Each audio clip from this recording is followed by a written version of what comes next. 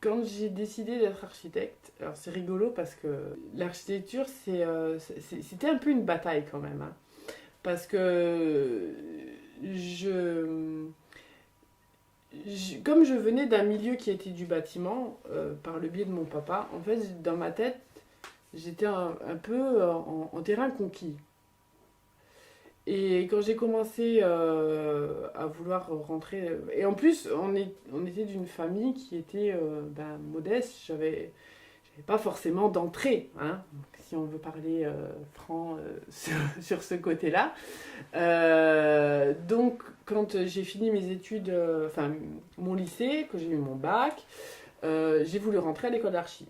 Sauf que malgré mes résultats, ils m'ont pas pris, j'ai été mise sur liste d'attente. Et en fait, quand j'ai décidé de faire architecte, j'ai vu que j'ai traîné sur des chantiers un peu à droite à gauche, j'avais des exemples d'architectes que je voyais, que j'observais, parce que après, bon, je leur parlais pas forcément, mais je les observais. Et en fait, et c'est encore le cas aujourd'hui, hein, l'architecte, quand il arrive sur un chantier, c'est l'ovni, hein. Il ne sait pas de quoi il parle, il fait des trucs complètement farfelus, il fait des plans où on comprend rien du tout. Enfin, ça a plein de défauts qui sont reconnus. Mais, voilà. Donc, moi, je m'étais toujours dit, je veux, dans mes études, avoir toutes les cartes en main pour être une architecte enfin, euh, assise. C'est-à-dire que je sais de quoi je parle. Parce que déjà, étant une femme, c'est d'autant plus important d'asseoir, que ça soit la conception, que ça soit la technique, que ça soit l'organisation, etc. Donc, je me suis dit, bon, je suis pas prise, c'est que c'est pas maintenant qu'il faut que je rentre. Donc, ce que je vais faire, c'est que je vais pas attendre que l'école d'archi m'appelle pour me dire ça y est, tu peux arriver, on t'ouvre les portes. Du coup, j'ai dit bon, comment je peux employer mon temps et l'argent de mes parents pour que ça, comment dire, que ça ramène des pierres à mon édifice. On reste dans le, on reste dans les connotations architecturales, c'est très bien. Euh, donc, enfin, je me suis renseignée et j'ai vu qu'il y avait sur 2 ans un DUT en génie civil. Et je me suis dit, mais c'est trop bien ça! Parce que du coup, j'aurai des bases techniques, enfin, organisationnelles sur la gestion d'un chantier, sur la structure, sur plein de choses qui pourront faire de moi une architecte concrète et pas une architecte farfelue. Et que quand j'arrive sur un chantier, on dise ah ben elle sait de quoi elle parle. Et donc j'ai passé ces 2 ans, c'était génial. Je me suis régalée, on a fait des expériences sur les bétons, c'était voilà, j'ai fait des super connaissances que j'ai encore dans mes contacts, on échange, voilà comment chacun a évolué, etc. Et donc je passe ces 2 ans de diplôme. Et après, donc, je rentre à l'école d'archi, du coup, finger in the noise, hein, parce que là, ils ont vu diplôme de génie civil, ils se sont dit, bon, ça va, elle maîtrise déjà enfin, les logiciels 3D. Donc, elle peut nous être utile, la jeune. Donc, je rentre à l'école d'archi, et là, première année très difficile. Parce que, en fait, ces 2 ans de technique m'ont squeezé mon imagination, en fait. C'est-à-dire que ça a été à double tranchant, parce que du coup, on avait des ateliers où on avait des sites, où on avait des programmes et on devait faire un truc, etc. Et en fait, moi, ce que j'avais pas compris, c'était que voilà, il fallait que je me lâche au niveau idée. Au niveau conception, il fallait que j'aille oser des trucs.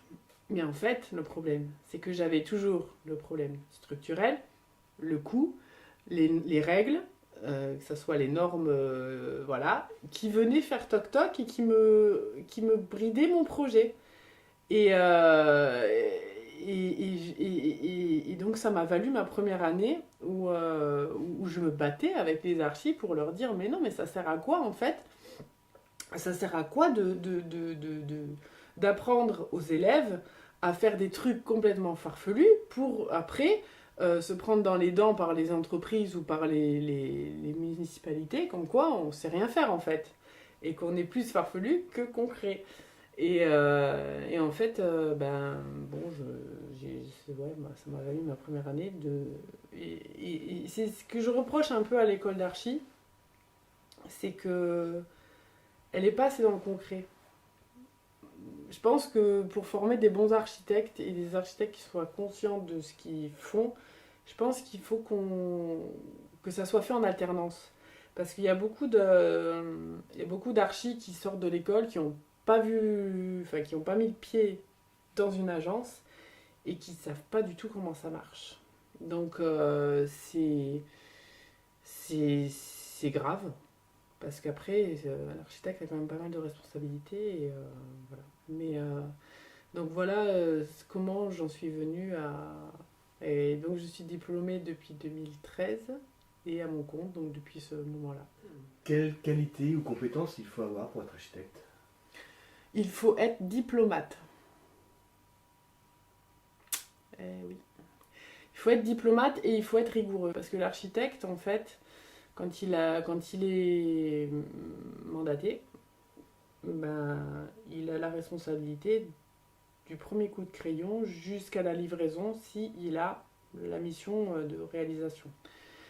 Mais le problème qui se passe, c'est que du moment qu'il y a un architecte, la faute va lui être mise dessus quasiment à 70% des cas. Donc c'est pour ça que c'est très important la rigueur et la diplomatie, parce que déjà il faut avoir la rigueur sur les plans, sur les choses qu'on fait, que ça soit au stade d'un permis de construire comme au stade d'un dossier de consultation d'entreprise, parce que je veux dire, les pièces écrites qui sont faites sur un projet, ça va être la Bible du projet. C'est-à-dire que s'il y a un problème, c'est ça sur ça qu'on va se référer, donc c'est les plans d'archi, donc c'est ci, ça. S'il y a des erreurs, ça peut être une opportunité de mettre le doigt sur... pour donner la responsabilité à l'architecte.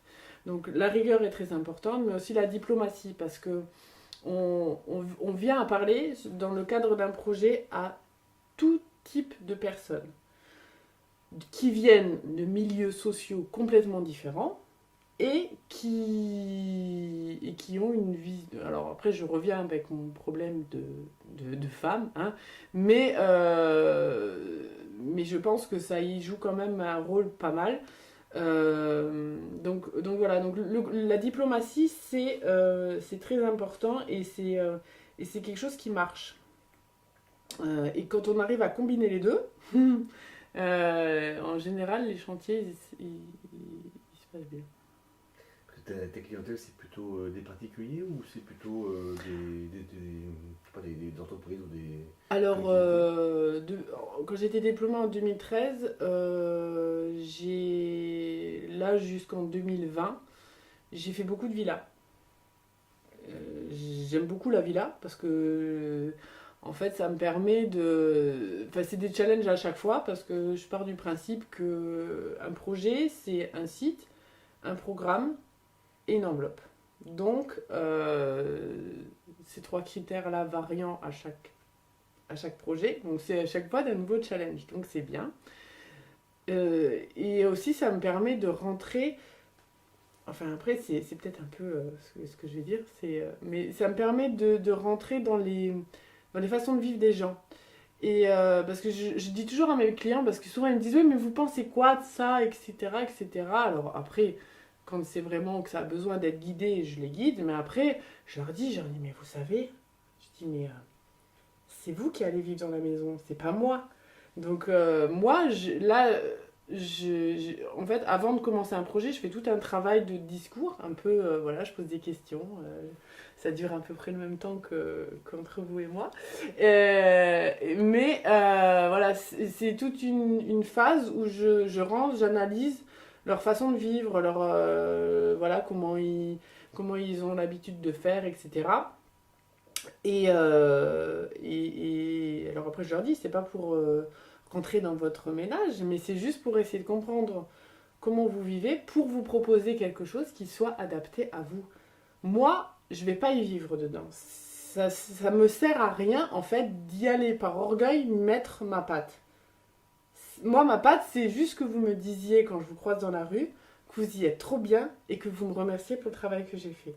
Mais je veux pas me dire, voilà, la maison, là, c'est moi qui l'ai fait, regarde le porte-à-faux de malade que j'ai fait, je suis trop contente, etc.